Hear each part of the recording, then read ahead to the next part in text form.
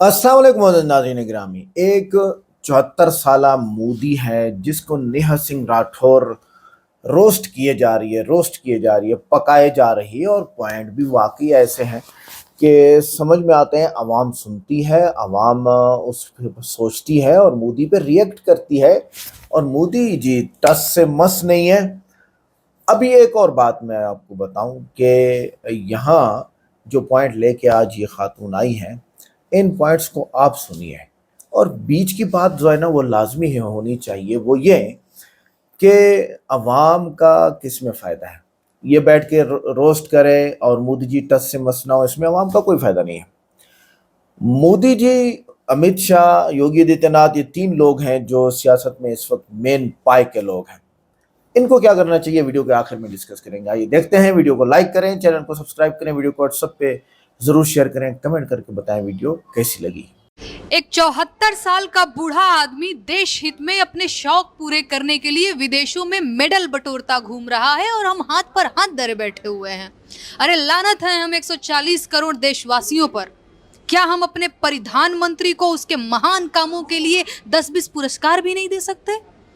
मैं इस देश की जनता से निवेदन करती हूँ कि साहेब के लिए कुछ नए पुरस्कारों का सृजन करें। साहेब और उनकी पार्टी ने देश से लोकतंत्र के उन्मूलन के लिए कितना प्रयास किया। आलोचना करने वालों पर एफआईआर के अलावा बिहार के करोड़ों लोगों के मताधिकार छीनने का प्रयास लगातार कर ही रहे हैं। क्या हम सभी देशवासी इन प्रयासों के लिए साहेब को लोकतंत्र मर्दक की उपाधि से सम्मानित नहीं कर सकते? ये अवार्ड आपको और केचुआ को साथ साथ लेना होगा। मणिपुर सुलगता रह गया और आप विदेशों के चक्कर काटते रहे। बेटियों को नंगी करके उनकी परेड निकाली गई और आप बेटी बचाओ का नारा लगाते रहे, लेकिन आज तक मणिपुर नहीं गए। ऐसे में मणिपुर विनाशक के उपनाम पर आपके अलावा और किसका हक हो सकता है? देश का गौरव रही तमाम सरकारी कंपनियों से लेकर आम जनता के पैसों से बने एयरपोर्ट और रेलवे स्टेशन तक आपने जिस तरह कौड़ियों के दाम पर बेच दिए, नटवर लाल स्मृति सम्मान के हकदार सिर्फ और सिर्फ आप हैं और कोई नहीं।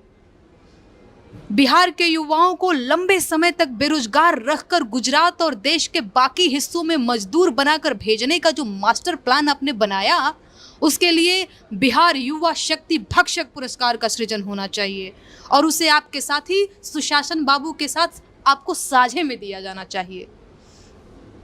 आपके शासन काल में बलात्कारियों का जिस तरह मनोबल बढ़ा और आपकी पार्टी के नेताओं ने जिस तरह के कारनामे किए, बलात्कारी बाबाओं को जिस तरह पेरोल पर रिहाई मिलती रही, उसके लिए बलात्कारी रक्षक पुरस्कार की शुरुआत भी की जानी चाहिए।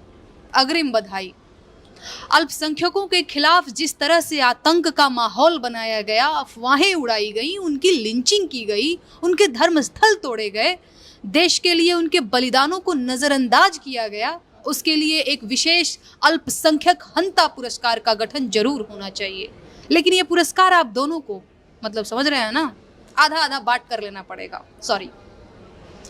पुल विध्वंसक पुरस्कार पर भी तकरार हो सकती है।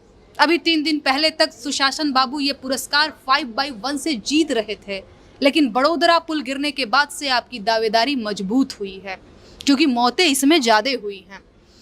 इसके लिए सबसे तेज चैनल वालों से वोटिंग करवा लीजिए। ईवीएम से काउंटिंग करवाएंगे तो आपके जीतने की संभावना बढ़ जाएगी, तो आप देख लीजिए। अडानी मित्र पुरस्कार की दावेदारी के लिए तो खैर अगले 1000 सालों तक कोई आपके आसपास भी नहीं आ पाएगा।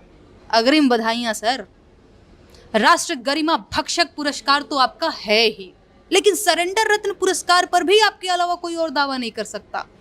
70 सालों में पहली बार जिस बहादुरी से आपने ट्रंप के एक फोन पर झटपट सीज फायर को अंजाम दिया था, इस पुरस्कार की शील्ड पर आपकी एक छोटी कांस्य प्रतिमा जरूर लगाई जाएगी। लेकिन भ्रष्टाचारी उद्धारक पुरस्कार आपको और ईडी को साझे में दिया जाएगा। विदेश जाकर मेडल बटोरने में कुछ नहीं रखा है। आत्मनिर्भर बनिए सर। आपके प्रशंसक सोचने समझने की ताकत खो चुके हैं। उनका दिमाग अब ऑनलाइन सट्टे के अलावा और कहीं नहीं लगता। आपको पुरस्कार पाते देख वो खुशी से झूम उठेंगे, जयकारे लगाएंगे आपके। उनके लिए देश का नंबर 1 होना ही बहुत है, फिर वो चाहे भूखमरी और भ्रष्टाचार में ही नंबर 1 क्यों ना हो। आपको ख्यात हैं या विख्यात, इससे उन्हें फर्क नहीं पड़ता, बस अखबार में आपकी फोटो आनी चाहिए। देश का सम्मान बढ़ा है या अपमान हुआ है, उन्हें इससे कोई लेना देना नहीं है। जंजीरों में बंधे भारतीयों ने अंतर्राष्ट्रीय अखबारों में जगह बनाई, यही बहुत है। आप पुरस्कार लीजिए सर, उपाधियां लीजिए, अखबारों में छपिए सर, आपके प्रशंसक तालियां बजाते रहेंगे। कैसे हैं बिहार वासियों? आप लोगों को ये तो पता है ना कि अगर आपका वोट देने का अधिकार छीना तो आप लोग कहीं के नहीं रहेंगे। जी हाँ, बिहार में केंद्र और राज्य सरकारें चुनाव आयोग के साथ मिलकर वोटर लिस्ट रिवीजन के बहाने बिहार के दलित, गरीब, पिछड़े, अल्पसंख्यक और जनजातीय समाज के लोगों से उनका वोट छीनना चाहती है। वोट देने का अधिकार छीना तो अपनी हालत पता है ना कैसी हो जाएगी।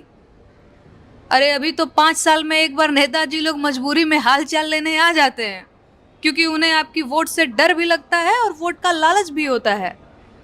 लेकिन वोट नहीं बचा तो आपका कोई दबाव नहीं बचेगा, विधायक नहीं सुनेगा आपकी और सांसद जानवरों की तरह हाँक देगा।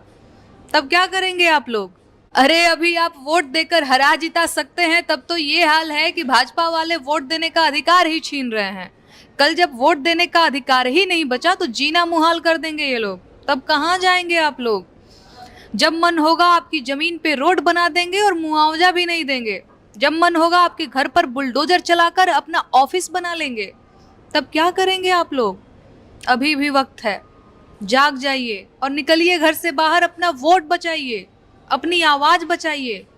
वोट गया तो समझ लीजिए लोकतंत्र में आपकी जीभ काट ली गई, गूंगे हो जाएंगे आप, आपकी आवाज कोई नहीं सुनेगा। अधिकार आपका छीना जा रहा है, संघर्ष भी आपको ही करना पड़ेगा। या तो वोटर लिस्ट रिवीजन के खिलाफ लड़ाई लड़िए या वोट देने का अधिकार भूल जाइए। जाइए, संघर्ष कीजिए और अपना वोट बचाइए। लड़ाई आपकी है, लड़ना भी आपको ही पड़ेगा।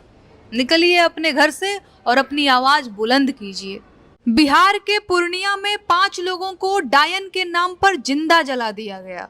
जब से ये खबर पढ़ी है मैं दुख, गुस्से और भयानक डर की चपेट में हूँ। 10-15 साल पहले जब मैं नंदन और चंपक जैसी बच्चों की किताबें पढ़ती थी तो उसमें ढोंगी बाबाओं और अंधविश्वास के खिलाफ कहानियां पढ़ती थी। लेकिन लग रहा है जैसे देश का विकास यू टर्न ले चुका है और हम आदिम व्यवस्था की ओर लौट रहे हैं। बिहार में गोलियां चलते चलते तलवारें चलने लगी हैं और अब डायन बोलकर लोगों को जिंदा जलाया जा रहा है। अरे अगर ये विकास है तो विनाश किसे कहेंगे मोदी जी?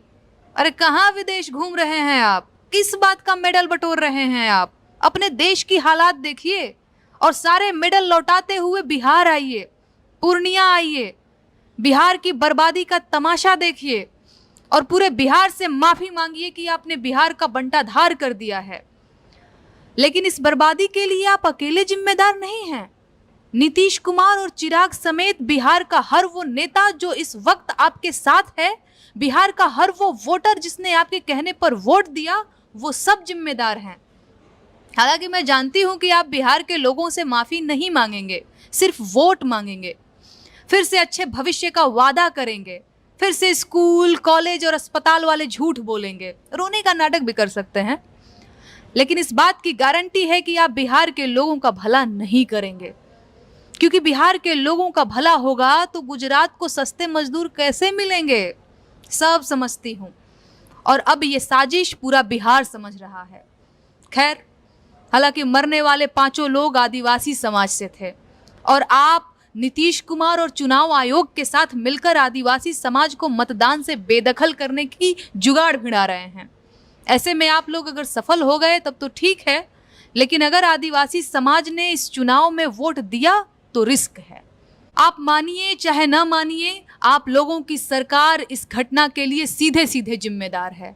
आपने पर्ची देखकर भविष्य बताने वाले ढोंगी बाबा को अपना छोटा भाई बताया। ऐसा आदमी जो अपने आश्रम की दुर्घटना की भविष्यवाणी नहीं कर पाया, उसे आप संरक्षण देते हैं। तो देश में अंधविश्वास का बाजार तो आगे बढ़ना तय है। ऑनलाइन जुआ आपकी सरकार में खेला जाएगा तो भविष्य बताने वाले फर्जी ऐप का बढ़ना भी तय है। जो पढ़े लिखे हैं वो एस्ट्रो वालों से टॉक कर रहे हैं, जो अनपढ़ हैं वो बागेश्वर से पर्ची निकलवा रहे हैं। लेकिन जिनके पास बागेश्वर जैसों को चढ़ावा देने के लिए भी पैसे नहीं हैं और जो अशिक्षा और विकास से दूर हमेशा से अंधविश्वास की चपेट में रहे हैं, वो क्या देश में बढ़ते अंधविश्वास से अछूते रहेंगे? बिल्कुल नहीं। और उसका असर है ये पूर्णिया कांड। आपने कभी गौर किया है कि देश में कुछ दिनों से नरबली जैसी खबरें भी सुनाई पड़ने लगी हैं? ये सब दोबारा कहां से आ गया? ये सब तो खत्म हो गया था ना। दरअसल आप लोगों ने देश को जहालत के कुएं में धकेलने की कसम खा ली है। स्कूल तोड़ने में आप लोगों को महारत हासिल है। आप लोग शिक्षित मतदाताओं से डरते हैं, इसीलिए हिंदुस्तान की पूरी पीढ़ी ही खराब कर दी आपने। जो सच है वो यही है, आप चाहे मेडल पहनिए या शॉल ओढ़िए, इन बातों का कोई मोल नहीं है। आप कोई हिंदुत्व या देश या अर्थव्यवस्था बचाने नहीं आए थे। आप देशवासियों को गरीबी में झोंककर अदानी और अंबानी को और ज्यादा अमीर बनाने आए थे, और आपने वो काम खूब कायदे से किया है। आपने देशवासियों को गाय और हिंदू मुसलमान के मुद्दों में उलझाकर उनको सड़क पर ला दिया है, और अब दुनिया में टहल टहल कर मेडल बटोर रहे हैं। लानत है। ए सुशासन चच्चा, कहाँ गायब हैं? बिहार को बर्बाद करने की सुपारी लिए हैं क्या? अभी 2 दिन पहले ही पटना के व्यवसायी गोपाल खेमका को पटना में दिन दहाड़े गोली मार दी गई, और अब सिवान जिले में तलवारें चल रही हैं। 3 लोगों की हत्या हो गई है। कोई बड़ी बात नहीं कि कुछ दिन बाद कुल्हाड़ी और हथौड़े से भी हमले हों, और बात धनुष बाण तक भी पहुंच जाए। क्या चाह रहे हैं? बिहार को पाषाण काल में भेजकर ही मानेंगे क्या? अरे कहाँ है नीतीश कुमार जी? और कितना बर्बाद करेंगे बिहार को? आप लोग सुशासन का नाम बदलकर कुशासन क्यों नहीं रख देते? कहीं ऐसा तो नहीं कि भाजपा के साथ मिलकर आपने चोरी छिपे कुशासन का नाम बदलकर सुशासन ही रख दिया हो? आपके राज में सुशासन का तो कोई लक्षण है नहीं। हत्याएं हो रही हैं, लूट हो रही है, जहरीली शराब पीकर लोग मर रहे हैं, पुल गिर रहे हैं, बलात्कार हो रहे हैं। कुल मिलाकर भरपूर जंगल राज है, लेकिन आप लोगों पर कोई फर्क ही नहीं पड़ रहा है। अरे कुशासन बाबू, जागिए नींद से। 18-18 घंटे काम करने वाले के साथ रहकर भी आप अब तक सो रहे हैं। कहाँ है कुर्सी छकाए बैठे हैं भाई? कुछ कर नहीं सकते तो उतर क्यों नहीं जाते? पटना राजधानी में अगर कोई सुरक्षित नहीं है तो फिर बाकी बिहार में क्या हो रहा होगा? बोलिए। भाजपा वालों के साथ रहकर आप भी जिम्मेदारी से भागना सीख ही गए आखिर। संगत का असर तो पड़ता ही है बाबू भैया। अच्छा एक बात बताइए, ये जो बिहार की दुर्दशा आपने की है उसके लिए कभी गिल्ट फीलिंग आती है? 5-5 पुल एक ही सीजन में गिर जाता है, बुरा लगता है आपको?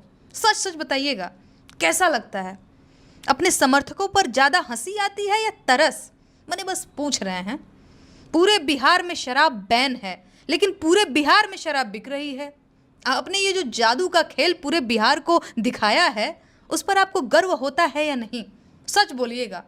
आपके राज में बेरोजगारों पर जब लाठी चार्ज हो रहा था उस वक्त आप क्या कर रहे थे? सच सच बताइएगा, क्योंकि मेरे लिए ये समझना बेहद मुश्किल है कि अपने ही राज्य के जवान बेटे बेटियों को लाठी से पिटवाकर किसी बूढ़े को कैसा लगता होगा।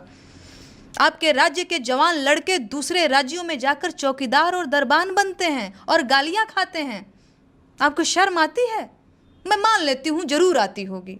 तो जब आपको शर्म आती है तो आप क्या करते हैं? गमछे से मुंह ढक लेते हैं या खिसियानी हंसी हंसते हैं? अच्छा एक बात बताइए, देश के प्रधानमंत्री से आपकी इतनी अच्छी दोस्ती है, आपने उनसे बिहार की भलाई के लिए आज तक कितना काम करवाया? कितने कारखाने मांगे? एक को फैक्ट्री लगवाई? कितना पलायन रोके? आप एकदम ईमानदारी से बताइएगा, आपको विद्या कसम है। अपराध आपसे रुक नहीं रहा, बेरोजगारी बढ़ती जा रही है, भ्रष्टाचार में कोई कमी है नहीं, और शराबबंदी आप रोक नहीं पाए। तो क्या ये सच नहीं है कि आप एक असफल मुख्यमंत्री हैं? तो नाज़रीन गिरामी, एक बात ये आई सामने कि मोदी जी ने पुलवामा हमले को वोट लेने का जरिया बनाया। हकीकत क्या है? कौमी सानहात पर सियासत करना शर्मनाक है। शहीदों की कुर्बानी वोट बैंक नहीं बननी चाहिए। मोदी जी थोड़ा सा समझिए, बीच की बात है जिसमें अवाम का ही फायदा है। और पहलगाम हमले में पर भी हुकूमत खामोश रही, बहुत सारी चीज़ों में कोई सबक नहीं सीखा, ये इनका इल्ज़ाम है जो मुझे समझ नहीं आता। हकीकत क्या है? अगर हुकूमत पुलवामा के बाद भी तैयारी ना करे, ये सच है, तो ये नाकामी है और नेहा की तनकीद बिल्कुल दुरुस्त होगी। लेकिन बात यह है कि सीज़फायर क्यों किया, और पुलवामा हमले का जो मेन पॉइंट जा रहा था कि जिन लोग 4 लोगों ने वहाँ पर फायर करके लोगों को गोलियां मारी हैं, वो कहाँ है? बड़ी बात है, ये बड़ी बात है। ये है मोदी हुकूमत की नाकामी की तरफ पेशरफ्त। मोदी जी ने दहशतगर्दी रोकने का दावा किया, मगर दहशतगर्दी आज भी जारी है। ये बिल्कुल सही सवाल है, बिल्कुल सही।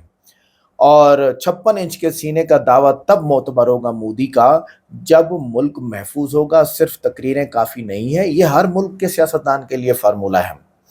ज़ात पात, मजहब और नफरत की सियासत ने मुल्क को तकसीम कर दिया है, ये बात सच है। और मोदी ने मुसलमानों के ऊपर बड़ी उंगलियां, ऐसे ऐसे मुक्के भी दिखाए और ऐसे ऐसे उंगलियां भी दिखाई। और बाद में कभी कभी ऐसा होता है ना कि सारी पॉलिसियां अपने अगेंस्ट चली जाती हैं फिर, और फिर मसाइल तो बनते ही हैं। लिहाजा मोदी ने हुकूमत के अवामी मसाइल की जगह हिंदू मुस्लिम का खेल खेला। नेहा ने सच बोला है, ये बिल्कुल ठीक बात है। हुकूमत सिर्फ मीडिया मैनेजमेंट में माहिर है, ज़मीनी हकीकत से दूर है। गूदी मीडिया के सहारे हुकूमत चलाना अवाम को धोखा देना है। नेहा ने आईना दिखा दिया है। मणिपुर चलता रहा, जलता रहा और वज़ीर आज़म ने एक लफ्ज़ न बोला। हकीकत, एक वज़ीर आज़म का फ़र्ज़ है कि वो पूरे मुल्क के ज़ख्मों पर मरहम रखे, खामोशी मुजरिमाना ना रखे। अच्छा, मोदी जी ने बैरूनी दौरे तो किए मगर मणिपुर नहीं गए। हकीकत, अपने मुल्क की माँ बहन चीख रही थी और वज़ीर आज़म फ़ोटो सेशन में मसरूफ़ थे। नेहा ने आवाज़ बनकर बोला, ये बात इनकी ठीक है, किसान महीनों सड़कों पर बैठे रहें मगर हुकूमत ने इनसे बात नहीं की। और जमहूरियत में किसान की बात ना सुनना जमहूरियत की तौहीन है। नेहा की हिमायत अवामी हक है, ये बात नेहा की बिल्कुल ठीक थी। नौजवानों को गिरफ्तार को रोज़गार न मिला, वादे सिर्फ जुमले साबित हुए। हर साल 2 करोड़ नौकरियां कहाँ गईं? नेहा ने अवाम की जुबान बनकर सवाल किया।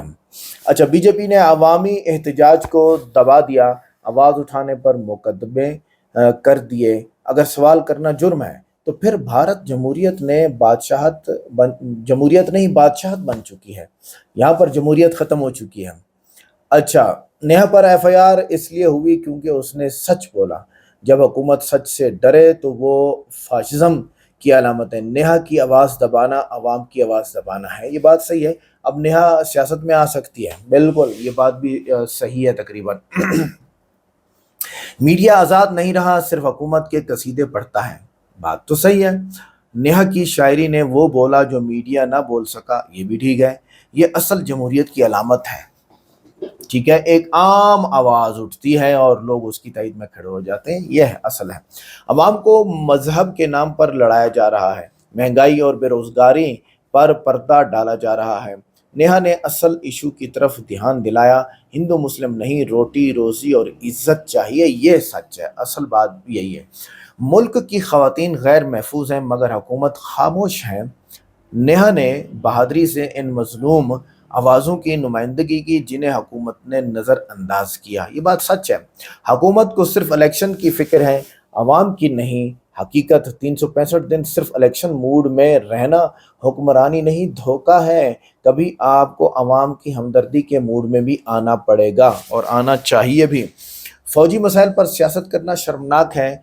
नेहा ने जो कहा वो कौम के वक़ार के हक़ में था, ना कि किसी पार्टी के ख़िलाफ़। उन्होंने कौम की आवाज़ बनकर बात की ना, ठीक है जी। अच्छा जी, आगे फिर मिलते हैं नेक्स्ट वीडियो में। अस्सलाम वालेकुम।